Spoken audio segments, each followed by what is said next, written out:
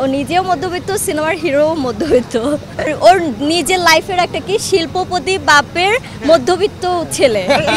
আসলে আমি নর্মালি যখন বাহিরে কোথাও যাই তখন আমি হিজাব বোরকা এগুলো আসলে পরা হয়, বাট আজকে পরেছি এমনিতেও ওয়েদার একটু ঠান্ডা আর হিজাব স্টাইলটা আমার খুবই ভালো লাগে।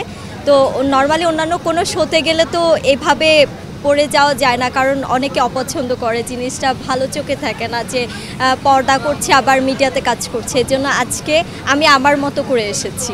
আমি নিজে থেকে দেখতে এসেছি, কারণ হচ্ছে একে তো আমাদের বাংলা সিনেমা আপনারা দেখবেন, আমি প্রায় সিনেমাগুলো দেখা হয়। আমি বাংলা চলচ্চিত্র যত সিনেমা রিলিজ হয় আমি যখনই সময় পাই প্রতিটা সিনেমাই আমি দেখি। বিশেষ করে সাকিব খান ভাইয়ের প্রতিটা সিনেমাই আমার দেখা হয়, কোনো সিনেমা আমি বাদ রাখি না।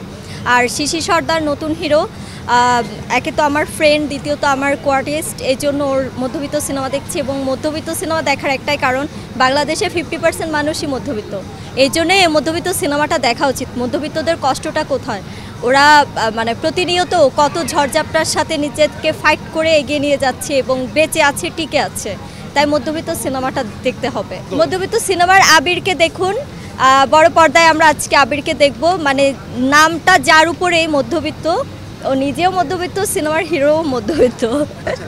ওর ওর ওর নিজের লাইফের একটা কি শিল্পপতি বাপের মধ্যবিত্ত ছেলে। আমার মধ্যবিত্ত একটা ডায়লগ আছে, ওর স্বপ্ন আমি পূরণ করবই। আমি টিকিট কেটেছি 5টা, আমার যে ফ্যামিলি মেম্বার আছে আর আমার অ্যাসিস্ট্যান্ট 2জন আছে, ওদের জন্য। দর্শকদের একটা কথাই বলি, এখানে সিনেমার বাহিরে আর কোনো কথা বলবো না। যে মানে এখন দেশের পরিস্থিতি ভালো না, ভালো করেই জানি, আবহাওয়াও ভালো না, কিন্তু মধ্যবিত্ত সিনেমা আপনাদের দেখতে হবে। যদি আপনারা মধ্যবিত্ত সিনেমাটা মিস করেন তাহলে ভাববেন যে আপনাদের যে ফিলিংসটা, মধ্যবিত্ত যাদের যে ফিলিংসটা, কষ্টের যে ফিলিংসটা বা সুখের যে ফিলিংসটা, এটা আসলে বোঝার জন্য হলেও মধ্যবিত্ত সিনেমাটা দেখতে হবে, নয়তো বা আপনারা মিস করবেন।